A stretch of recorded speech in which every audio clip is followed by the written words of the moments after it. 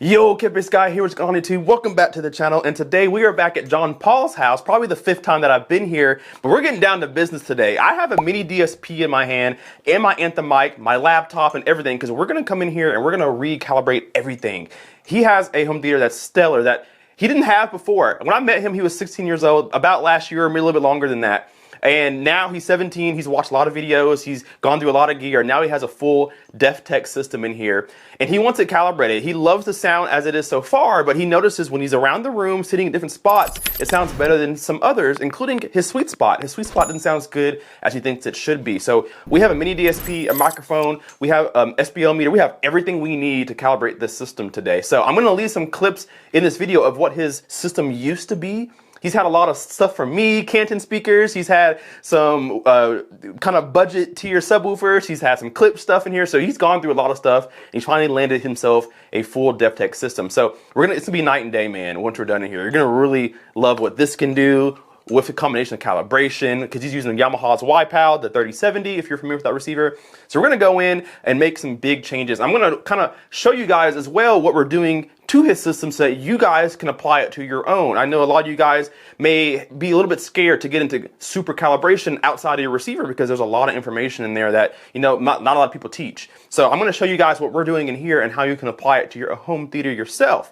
So John Paul, what we're gonna do first, man, we're gonna first and foremost figure out where we want our subs to be placed. So we know in our system we have a sub in our tower. So the front left and the front right speakers, they have subs in there. The center channel does too, and then he has a DN10 from Definitive Technology. That is his dedicated subwoofer that we haven't yet figured out where we want to place yet. So we're going to figure out where we want all our subs to be placed, and then after that we're going to run calibration. We want to get our speakers and everything correct, and then we're going to level match them, get all our speakers to sound the same volume, and then we're going to dig into DSP. So that's going to be the order of operation. So let's get right into it. Ready? All right, guys. So here's how we start things off. This is the MiniDSP, and we're using a total of 4 subs. So we've already gone through and wired our subs, and we've marked them on here which one is which. So if we make any changes, we know what sub wire goes to what sub.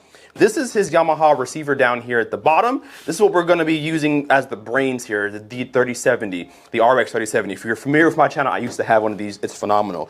And then over here is my laptop. You're going to need a PC or a laptop of some sort to get inside the DSP and make some adjustments. So make sure you have all your subs hooked up where you want them. We're going to place the subs around the room. We think we like them, and then we're going to use the combination of the DSP, our ear, and calibration to figure out if we place them in the right spot or not. So John Michael, let's go ahead. John Paul, so it doesn't mess it up. John Paul, let's figure out where we want to put this sub, and we'll get rolling. All right, guys, so here's what we're doing first. So we have this outlier here. This is the Definitive Technology DN10 that I gave him. I didn't give him. He's going to purchase it for me later on today.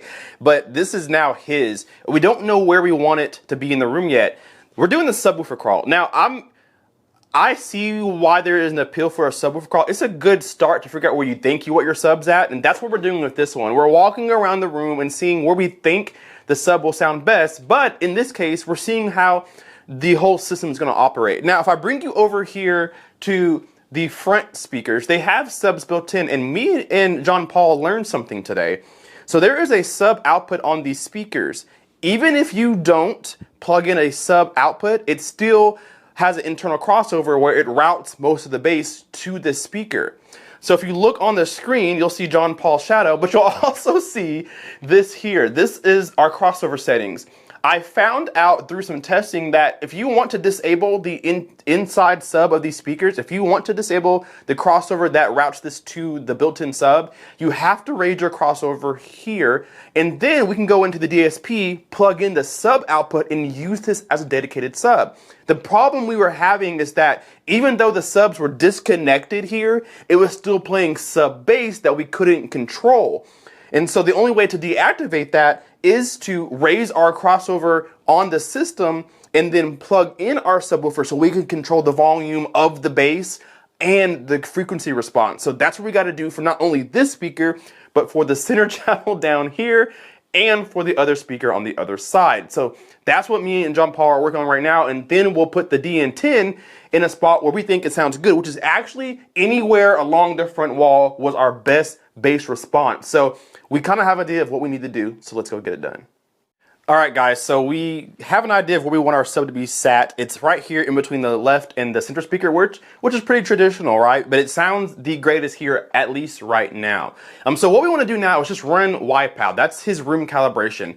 What it's going to do is try its best to get how his setup is to sound as good as possible in his sweet spot. So we have a mic, we have a tripod. We're going to put him in about 5 to 8 different locations around his seating position, try to get the most smoothest and the best response that we can from the system, and then we're going to get into the MiniDSP and take it a step further. Now, most calibration systems do a pretty good job of setting levels and setting the distance, but we're going to do it manually after it's done. We're going to go and correct any mistakes that it made in the wipeout section. So I have a measuring tape. We're going to go through, and you want to measure the distance from the tweeter of your speaker to the ear level of your seating position. So what I would do is I would come to each speaker. We'll use the center channel, for example. We'll find where the tweeter is at, and we want to measure from the tweeter all the way up to where the seating position is head level. And then we want to note that measurement because we're going to go into the system and make that change. We'll come to the next speaker. This is the left speaker. Find the tweeter wherever it's at in the speaker,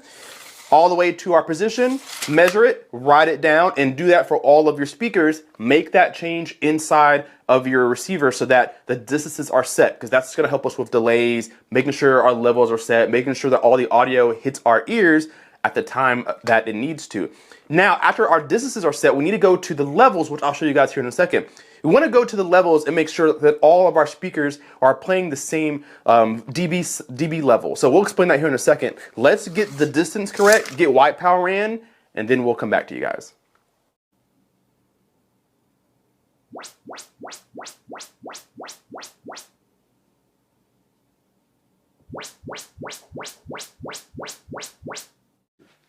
All right, guys, so we have just completed calibration in 8 different locations. And the first thing you want to do as soon as you do that is go and make correction. Most speakers like this that has subs in them, it's going to place them as large, or even just tower speakers nowadays get really good bass response. So more times than not, your receiver is going to switch everything to large. So you need to come into your system, which I'm going to have John Paul grab the remote where the receiver's at. John Paul, change all of your speakers to small.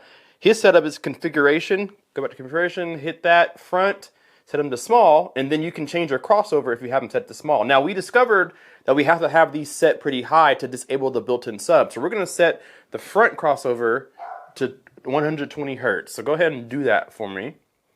There we go. Hit back. Let's go down to the surrounds. And we're going to set that to 60. They sounded pretty good at 60. We'll start there. Boom. And now we have our crossover set. Now go back to levels, John Paul. So what we want to do, click on levels. You guys can see that we have different decibel readings here. We have -3, 0, -5. Well, this is what Wipeout was trying to get correct. The point of this is to make sure that all these speakers in our room is at the same volume level when you sit down. So even though there are different volume increments on the screen, -3, 0, so on and so forth, when they reach his ear, they will all be at the same volume level. But we're not going to trust Wipeout. We're going to trust our human ear. If I go back here, John Paul has no idea about this. If I remember where I put it, John Paul, you're about to be surprised, sir. So John Paul has no idea what I have in my hand. He probably has an idea. So if you guys have seen my videos, I have made a video on this Top Tez microphone. This is a calibration mic that's going to allow us to make some measurements to make sure that all our speakers are reading the same. John Paul, I have one for you. Wow. This is for you to keep. So if you ever make any changes, if you move your room around or whatever, you're going to want to make sure that your levels are correct. So that's your very own Top Tez microphone there. Looks like this outside the box. If you see my video, you've seen me use this before. You pop the cover off and then you turn it on. You have a light. If I press it, and this allows you to measure every single speaker and make sure that they're reading the same dB, which is what we're going to do now. So I'm going to play a test tone on the screen. Wipeout allows you to play a test tone. If not, you can use like an app, Pink Noise app, whatever. We're going to play a test tone. There it is right there on his screen. And you go to levels, and each speaker will play a pink noise. We're going to measure the pink noise each speaker. John Paul, go ahead and turn the volume up for me just a little bit. So if I come to the speaker here, you can see that it's moving because it's measuring the audio level coming from each speaker. We're going to sit or put this on a tripod right here on our listening position, And we're going to measure each speaker until each speaker reads 75 dB at reference level. If you want more of an explanation, I do have dedicated videos on this, but this is the next step that we're going to do. So John Paul, let's get together and make this work.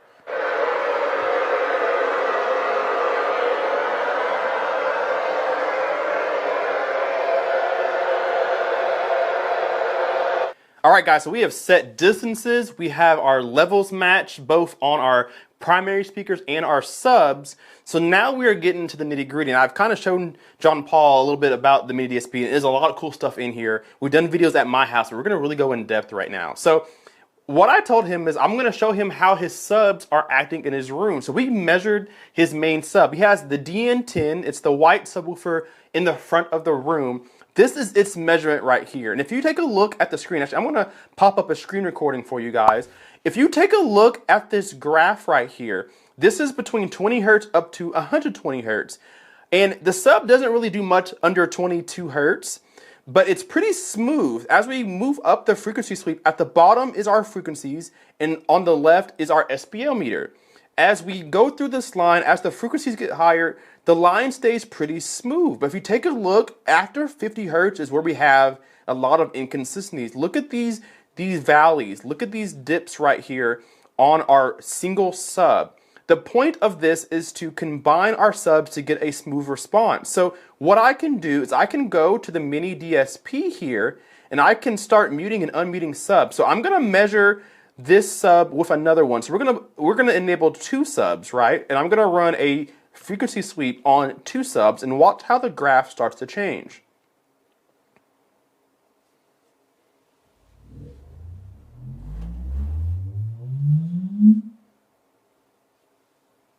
Now you may have heard that frequency sweep from 20 to 120 hertz. The blue line is just one sub.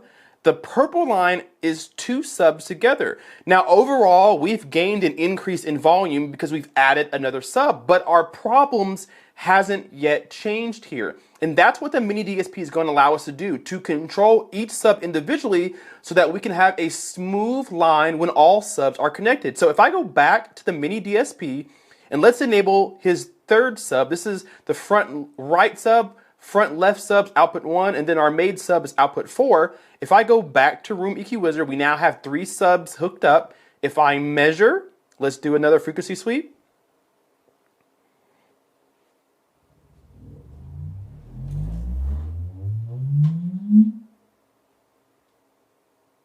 Now look at this line here. We have 3 total subs. The blue line represents 1 sub.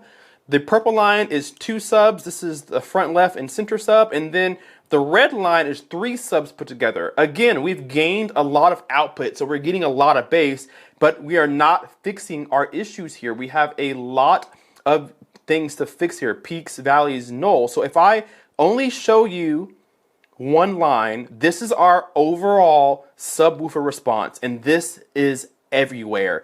Look at this. So our highest peak right here around 48 hertz at 90 dBs. And then we come down to 57 hertz and we just have a steep roll off. So our goal is to fix this and make this a little more smooth. Now we don't want to boost things. We want to lower things to meet some of these nulls.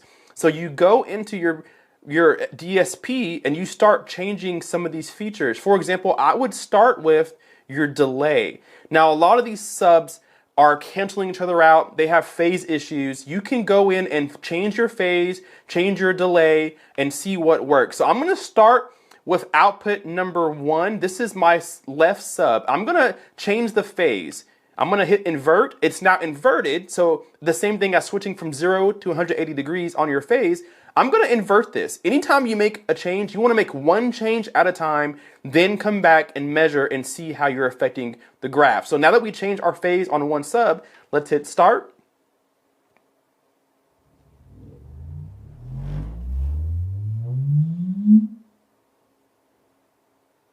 And check out our graph now. The green line is all subs together with the phase change. We already have a much better response. Just by pressing one single button, we now have our phase switched and we're getting a much smoother response. Yes, we lost some output, but what we gained was a much smoother response. Now we can do that again. Let's go back to the mini DSP. Let's invert the sub of the right speaker. Again, our speakers have subs built in. So I'm going to invert the phase of output number 2, our right speaker. So now two phases has been switched.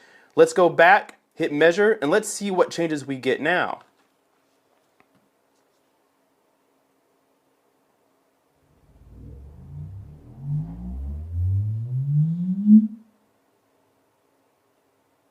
So check this out. The blue line is now our most recent change. So I'm going to get rid of the red and get rid of the green.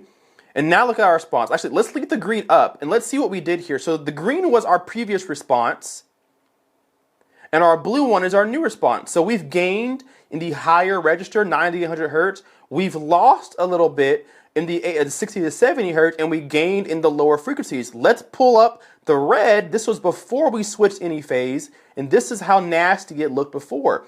We have a lot of output, 40 to 50, but it's not very smooth. So that's the overall gist of the Room EQ Wizard, is to see what changes you need to make and what they are doing, and then you'll know what to do from there. So I'm going to sit down with John Paul, and we're going to sit here and go through this with each sub and change some things around until we get a much smoother response.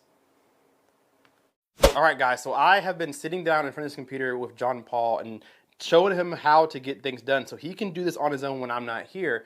But we've achieved an amazing graph. Hell, it's been maybe hour and a half, 2 hours that we've been going through button after button. It's tedious for sure, but the results are amazing, and he's watched me do every step of this. So I'm going to show you guys on the bigger screen what's going on, and he's sitting down there because he's going to show you the graph that I achieved for him here in just a moment. So remember, we have 4 different subs in this room. We have one inside that tower speaker. We have one inside that center speaker. There's also one in this tower speaker, and then we have a dedicated sub 2, which we found sounds the absolute best right here. This is his couch. He sits right here on this side of the couch in the middle of all his speakers, so he's centered between the speakers, and we've achieved an incredible sound.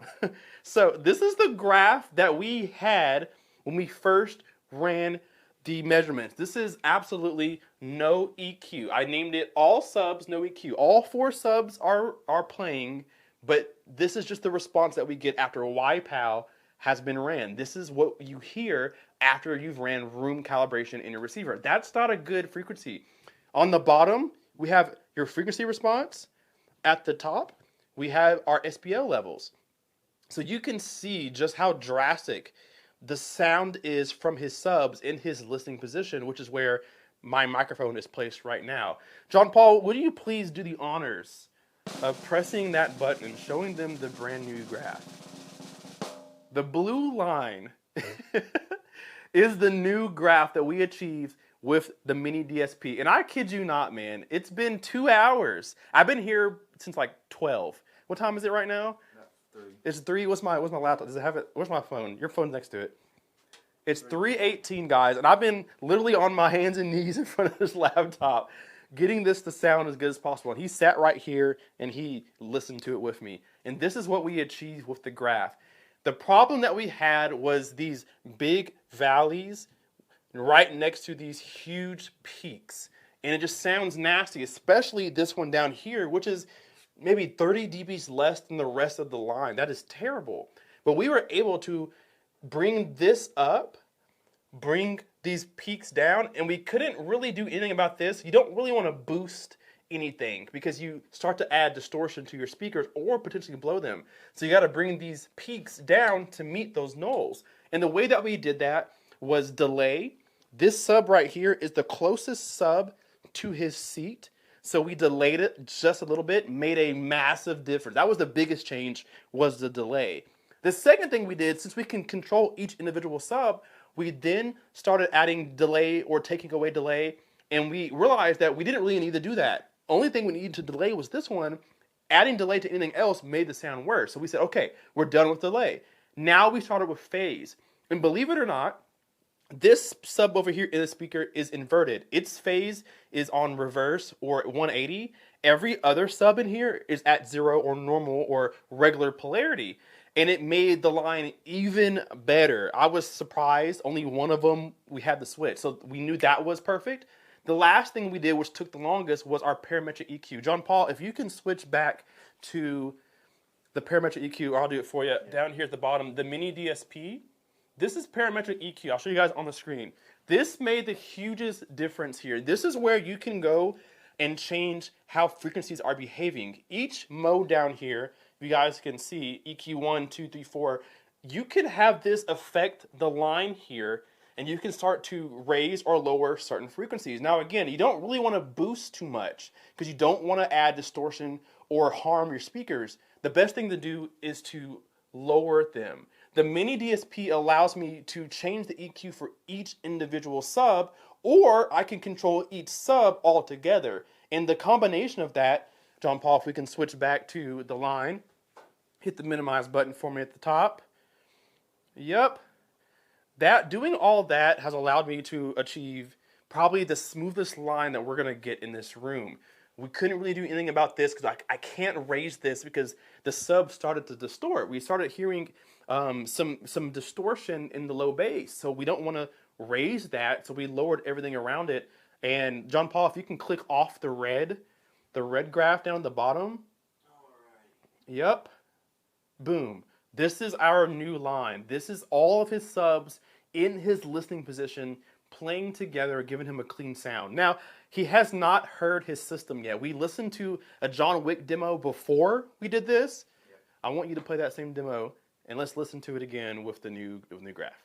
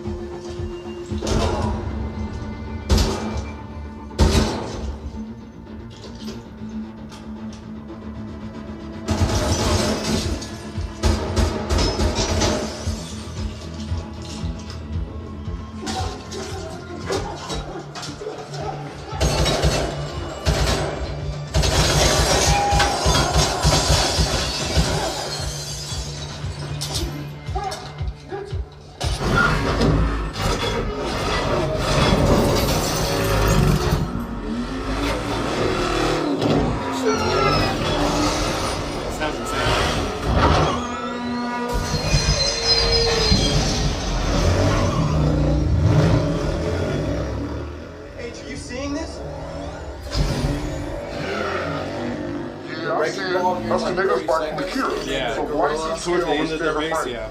No, not the bike. Forget the bike. The girl. I think it's Artemis.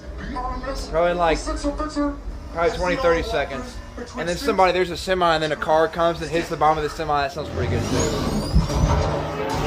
But right here, they'll hit under the, here 3 seconds from now. It just sounds like, it's like happening more in front of me. Right. Like, of course, compression on YouTube, like, oh yeah, it's just another one, but like here, look at this, he hits the semi. That wasn't as good as I thought it'd be, but. And it's not like overly like sharp, like. All right, so we got John Paul right here in the front of the stage here. I'm gonna come around the corner too. So we did a couple demos. We did a lot of calibration. Took us probably a grand total of maybe 4 hours, 3.5 hours to get everything done. And so you kind of saw his reaction there on video. But let's hear from you, John. So tell me, what is it night and day difference from before I got here to after? And if it is, how so? What happened? Oh yeah. So at first, we were kind of. It wasn't as full. So let's say I'm watching John Wick and maybe a bullet's flying, and it's not as much. I'm not getting as much fuller effect. It's mainly coming in here. It's like the way I explain it to Kyle. I mean, y'all know his Lexus is pimped out to the gills. So it's kind of like you know, stock. You get a stock something, but you know you can like you've got potential in it. And it sounded okay. Like you can and like when you got your Lexus, it was okay. Right. But you're like, I know I can put a lot into it. You put a new grill on it, right? Or was it like As the F Sport? Yeah, Yeah. New badges. You had a quad exhaust, whatever. But the point is, these were stock, and I knew they could sound a lot better and fuller. And Kyle delivered for his word. So the man, the myth, the legend got the MiniDSP. I laid here on my futon, and we started off with something really wonky and bad, and we kind of just attacked one thing at a time and leveled it down. And as y'all saw, it's a lot cleaner, and in 2 hours we were able to get a lot better. And I could tell, mainly this, but even all of them, they're just a lot fuller, and I just hear more detail. Like we were watching a scene from John Wick 4 on Blu-ray, and John Wick attacks this guy through glass, and it shatters, and it sounds like it's just the amount of detail. Like sometimes I will watch something, and it's not all the time, but say I've got it loud enough to where it would sound like it is in real life, and somebody shuts the door in a movie. I sometimes for about half a second I'll kind of want to look around because these sound really clear, and with the YPOW, because the DSP didn't do much for like the actual volume for it, but the YPOW really made the detail pop more, and when he did the DSP I could totally tell. So before I was sitting in, it was more of a dead spot. It wasn't like the most dead spot. There was some bass, but let's say to get, it's not the same after the DSP, but let's say I had to turn this up to, I had it on 100% to get probably good volume there, and I still wasn't really happy. I wasn't hearing much bass. It was just enough to sound like it wasn't tinny. But after, what right now we got on like 50-60% right now. It's pretty low right now. and Kyle's a bass head, but I love bass, and oh my gosh, I'm still so distracted. I just got out of this car and my ears are shaking. But it sounds really good now at 60%. It's just we've redirected the sweet spot, which is the corner of the room, of course, where it's real boomy, not boomy now in the sweet spot.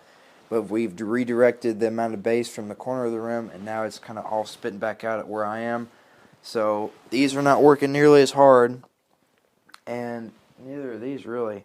But it all just, it's kind of, like I said, the difference between, for example, Kyle when he first got his Lexus and how it is now. It's just, the potential has been met, so I'm very happy. Yeah, so when I came here this morning, or I guess close to afternoon, he told me that all the sound was in one spot in a corner somewhere. And a lot of us have that problem where if you walk around the room when you're listening to music or watching a movie, you can hear a shift in sound. And his problem was that his sound was in a place way different than where he was sitting. And so I didn't just calibrate his system for him, but I actually showed him the process and kind of spoke out loud my thoughts so that he can apply this to his system when he changes his room, changes his speakers. You'll have to do this again, but now he knows that he can do it, or at least has a good idea of what to look for. And same thing for you guys. You may want to get into calibration beyond just your receiver or your preprocessor. In videos like this, videos like other YouTubers, other reviewers, influencers, they can help you tackle things like this because it's way worth it. You guys spend a lot of money on a system. I don't care if you spend $500, $1,000, $6,000. When you buy home theater stuff, it's expensive no matter what the budget is to you. And you can get the best out of it if you do calibration. You get your money's worth. And believe it or not, he can attest to this. Like he said, he bought these speakers how they were and didn't really have calibration. And now that we've done calibration, it's like a whole new system. Instead of upgrading speakers, he just upgraded his DSP, and now it's like he bought new speakers. These sound totally different than what they did when he first got them. It sounds totally different than when I walked into the door. So sometimes people get into a trap where they continue to buy new things. Oh, my speakers suck, I need new speakers. Or whatever, my subwoofers suck, I need new subs. But sometimes if you just sit down and make sure that they're working together, you can get a way better sound than how you started as if you bought new speakers without spending $1. So I love the MiniDSP. It's been a fantastic addition to my home theater. It's been a world of a difference in this home theater, and I promise you he'll never not have a MiniDSP in a system ever again. Oh yeah. So I want to say thank you to him for bringing me out here to his home. This is probably the 5th time I've been here. We've done something different every time, but this time it required me to use my knowledge to help him out, so I want to thank him for trusting me to come in here and actually make a positive change and to know what I'm talking about. And we'll definitely do it again. If you haven't seen what he has been using before now, I highly recommend going back to my old videos or go to my subscriber showcase playlist. He's in there where you can see all the setups he's had in the last year. He's gone through tons of speakers, different room arrangements, and see what he has now. I'll actually be making a dedicated video with him on his home theater later on in the year for Subscriber Showcase. So if you want to see his system, how it is now, I'll definitely get to that later on. But go and check out what he has before now. It is night and day difference. And again, he's only 17 years old, 16 when I met him. So he's one of the younger subscribers that I have, if not the youngest. and he's one of the more younger people in the home theater game. So it's nice to have somebody to start off this way, because he didn't have all this before, and it's nice to see where he's came from in a year, just like a lot of you people who watch. So with that being said, guys, I'm going to end the video there, because I'm sure I haven't edited this video yet, but I know it's long. So definitely hit the like button and subscribe if you haven't already. We'll do more videos like this. If you live in the Kentucky area, I mean, within like 3 hours of any direction, I do love coming to your all's home theaters and hanging out, listening to things, fixing things, whatever. So don't be afraid to ask me, hey, can you come over one time? If you're in a relatively close area, I'd love to come hang out. I've done it some here in Kentucky, and I'll do it other places too if I get the chance to. So with that being said, thank you so much for bringing me over. Hope you enjoy your system. Let me know if any more questions pop up. We can fix whatever. Guys, in the comment section, let me know if you guys have any questions, how we did things, whatever we can do to help you. Definitely stay tuned for John Paul in a later video, and we will see you in a later video of mine. K-Pace Guy out. Peace. Ka-chow.